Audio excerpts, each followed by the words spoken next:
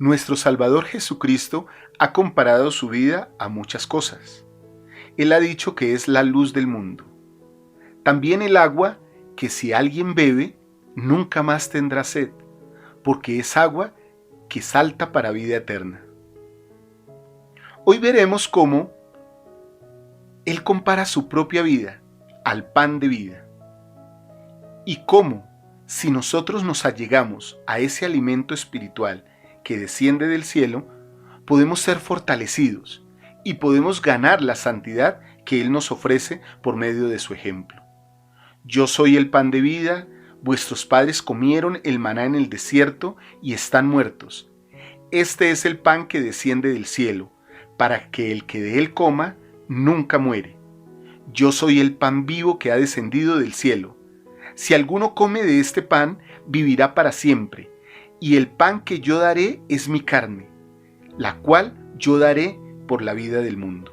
El elder D. Todd Christofferson del Quórum de los 12 Apóstoles nos enseña que si anhelamos morar en Cristo y hacer que Él more en nosotros, entonces lo que estamos procurando en nuestra vida es la santidad. Y del elder Christofferson hoy vamos a repasar, a ver de nuevo un hermoso discurso llamado El pan vivo que ha descendido del cielo. Bienvenidos mis amados hermanos y hermanas, y mis amados jóvenes, a nuestro programa Mensajes Inspirados de Ven Sígueme con Walter Posada.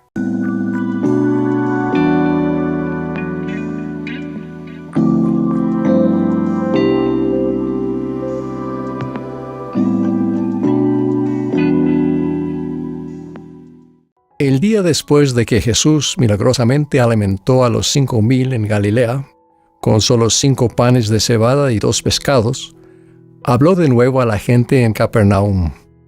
El Salvador se dio cuenta de que muchos no estaban tan interesados en sus enseñanzas como en que se les volviera a dar de comer. Por consiguiente, Él trató de convencerlos del valor inmensamente mayor de la comida que el Hijo del Hombre os dará. Jesús declaró: Yo soy el pan de vida. Vuestros padres comieron el maná en el desierto y están muertos. Este es el pan que desciende del cielo para que el que de él coma no muera. Yo soy el pan vivo que ha descendido del cielo. Si alguno come de este pan, vivirá para siempre. Y el pan que yo daré es mi carne, la cual yo daré por la vida del mundo. Los que lo escuchaban perdieron totalmente el sentido que le dio el Señor y entendieron sus palabras solo de manera literal. Con repugnancia, al solo pensarlo, se preguntaban: ¿cómo puede éste darnos a comer su carne? Jesús continuó explicando: de cierto os digo, si no coméis la carne del Hijo del Hombre, ni bebéis su sangre, no tenéis vida en vosotros. El que come mi carne y bebe mi sangre tiene vida eterna, y yo le resucitaré en el día postrero, porque mi carne verdaderamente es comida, y mi sangre verdaderamente es bebida. Después expresó el profundo significado de su metáfora. El que come mi carne y bebe mi sangre permanece en mí, y yo en él. Así como me envió el Padre viviente, y yo vivo por el Padre, asimismo el que me come también vivirá por mí. Aún así, los que lo oyeron no comprendieron lo que Jesús les decía. Entonces, al oírlo, muchos dijeron: dura es esta palabra, ¿quién la puede oír? Y desde entonces muchos de sus discípulos volvieron atrás y ya no andaban con él. Comer su carne y beber su sangre es una manera contundente de expresar cuán completamente debemos traer al Salvador a nuestra vida, a nuestro mismo ser, para que seamos uno. ¿Cómo se logra? Primero entendemos que al sacrificar su carne y su sangre, Jesucristo expió nuestros pecados y venció la muerte, tanto física como espiritual. Entonces queda claro que participamos de su carne y bebemos su sangre cuando recibimos de Él el poder y las bendiciones de su expiación. La doctrina de Cristo expresa lo que debemos hacer para recibir la gracia expiatoria. Es creer y tener fe en Cristo, arrepentirse y ser bautizado, y recibir el Espíritu Santo. y entonces viene una remisión de vuestros pecados por fuego y por el Espíritu Santo. Esa es la puerta, nuestro acceso a la gracia expiatoria del Salvador y al camino recto y angosto que conduce a su reino. Por tanto, si marcháis adelante en ese sendero, deleitándoos en la palabra de Cristo, y perseveráis hasta el fin, he aquí así dice al Padre, tendréis la vida eterna. He aquí esta es la doctrina de Cristo, y la única y verdadera doctrina del Padre, y del Hijo, y del Espíritu Santo, que son un Dios sin fin. El simbolismo del sacramento de la Santa Cena del Señor es hermoso de contemplar. El pan y el agua representan la carne y la sangre de aquel que es el pan de vida y el agua viva, recordándonos dolorosamente el precio que Él pagó para redimirnos.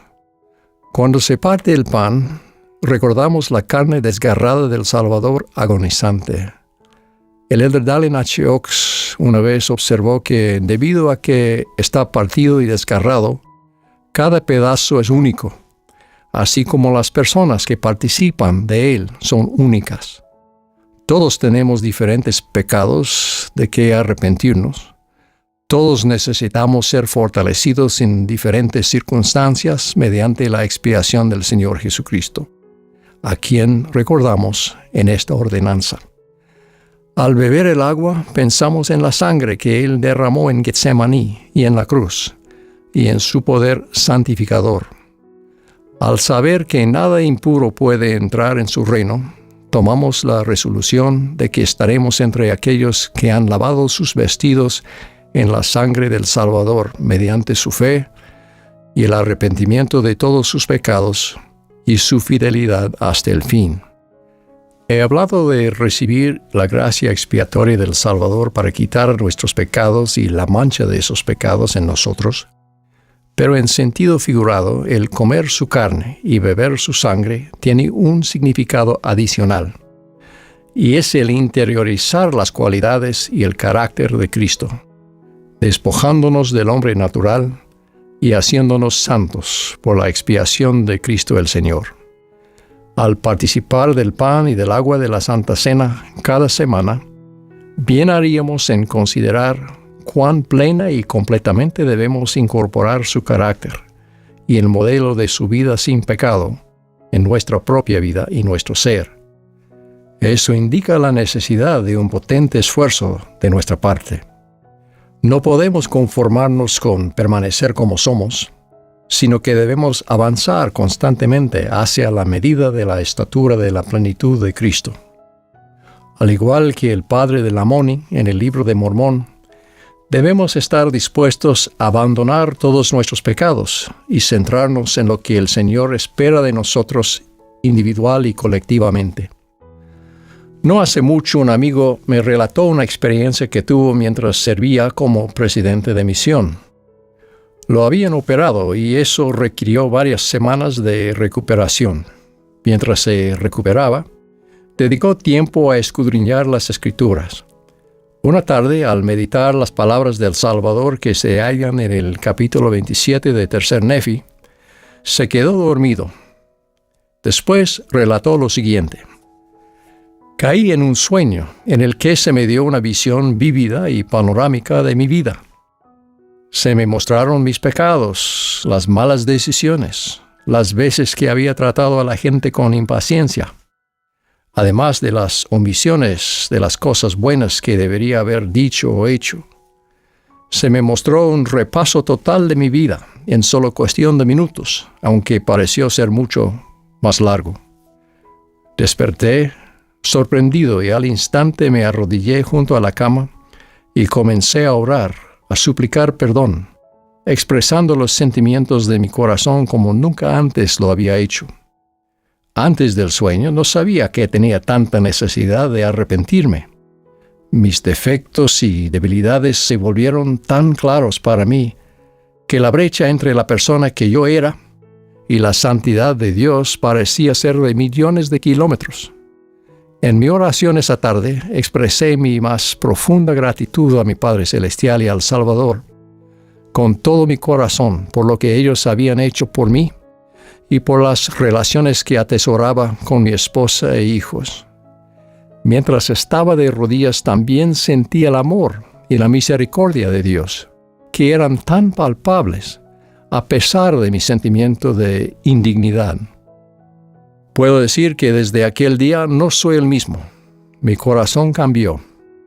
Lo que ocurrió es que desarrollé más empatía hacia los demás, con una mayor capacidad de amar, junto con un sentimiento de urgencia para predicar el Evangelio.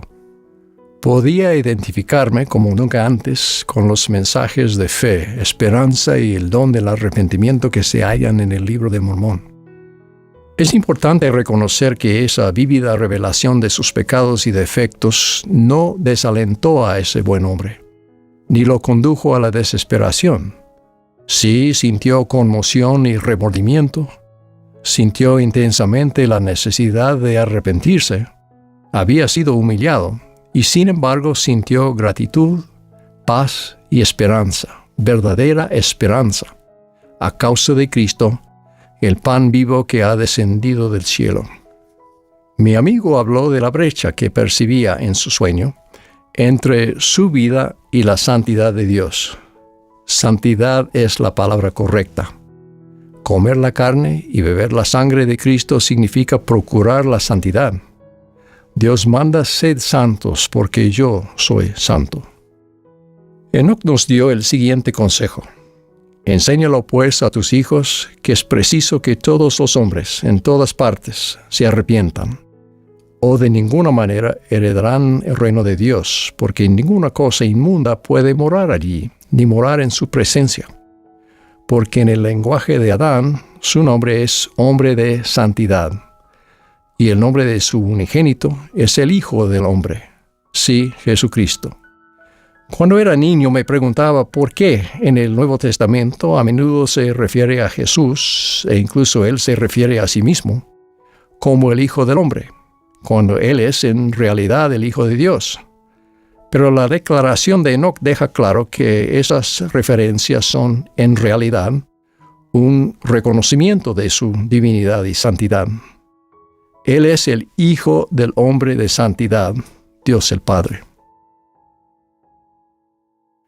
Si anhelamos morar en Cristo y hacer que Él more en nosotros, entonces lo que procuramos es la santidad, tanto en cuerpo como en espíritu.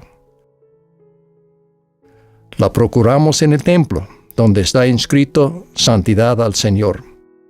La procuramos en nuestro matrimonio, familia y hogar. La procuramos cada semana al deleitarnos en el día santo del Señor. La procuramos incluso en los detalles del diario vivir, nuestra manera de expresarnos, nuestro modo de vestir, nuestros pensamientos. Tal como ha declarado el presidente Thomas S. Monson, somos el producto de todo lo que leemos, lo que vemos, lo que oímos y lo que pensamos. Procuramos la santidad al tomar nuestra cruz cada día. La hermana Carol F. McConkie ha observado: reconocemos la infinidad de pruebas, tentaciones y tribulaciones que pudieran alejarnos de todo lo que es virtuoso y digno de alabanza ante Dios. Sin embargo, nuestras experiencias terrenales nos ofrecen la oportunidad de elegir la santidad. La mayoría de las veces son los sacrificios que hacemos para guardar nuestros convenios que nos santifican y hacen que seamos santas. Y a los sacrificios que hacemos yo añadiría también el servicio que damos. Sabemos que cuando nos hallamos al servicio de nuestros semejantes, solo estamos al servicio de nuestro Dios. Y el Señor nos recuerda que ese tipo de servicio es primordial en su vida y carácter, porque el Hijo del Hombre tampoco vino para ser servido, sino para servir y para dar su vida en rescate por muchos. El presidente Marion G. Romney explicó sabiamente: el servicio no es algo que soportamos en esta tierra a fin de ganar el derecho de vivir en el reino celestial. Es la fibra misma de la que se compone una vida exaltada en el reino de los cielos. Zacarías profetizó que en el día del reino milenario del Señor, incluso las campanillas de los caballos llevarían la inscripción Santidad de Jehová. En ese espíritu, los santos pioneros en estos valles pusieron ese recordatorio, Santidad al Señor, en cosas aparentemente comunes o mundanas, así como aquellas que estaban más directamente relacionadas con la práctica religiosa. Se inscribió en las copas y bandejas de la Santa Cena. Se imprimió en certificados de ordenación de setentas y en un estandarte de la Sociedad de Socorro. Santidad al Señor también se exhibió en vitrinas de las tiendas ZCMI, la Institución Cooperativa Mercantil de Sion. Se encontraba en la cabeza de un martillo y en un tambor. Santidad al Señor se grabó en las perillas de la casa del presidente Brigham Young. Esas referencias a la santidad en lugares aparentemente inusuales o inesperados tal vez parezcan incongruentes para algunos, pero indican lo generalizada y constante que debe ser nuestra atención en la santidad. Participar de la carne del Salvador y beber su sangre significa eliminar de nuestras vidas cualquier cosa que no sea compatible con un carácter semejante al de Cristo y adoptar sus atributos. Este es el significado más amplio del arrepentimiento. No solo apartarse de los pecados del pasado, sino de ahí en adelante entregar el corazón y la voluntad a Dios. Tal como sucedió con mi amigo en su sueño revelador, Dios nos mostrará nuestros defectos y fracasos, pero también nos ayudará a convertir las debilidades en fortalezas. Si con sinceridad preguntamos, ¿qué más me falta?, Él no nos dejará con dudas, sino que con amor Él responderá por el bien de nuestra felicidad y nos dará esperanza. Es un esfuerzo consumidor y sería terriblemente desalentador si en nuestro esfuerzo por la santidad estuviéramos solos. La gloriosa verdad es que no estamos solos. Tenemos el amor de Dios, la gracia de Cristo, el consuelo y la guía del Espíritu Santo, y el compañerismo y aliento de los santos compañeros en el cuerpo de Cristo, la Iglesia. No nos contentemos con donde estamos, pero tampoco nos desanimemos. Como nos insta un himno sencillo y a la vez reflexivo, aparta un tiempo para ser santo. El mundo con prisa pasa. Pasa mucho tiempo en secreto con Jesús a solas.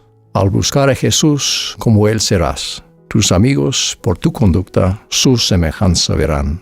Doy testimonio de Jesucristo, el pan vivo que ha descendido del cielo, y que el que come su carne y bebe su sangre tiene vida eterna.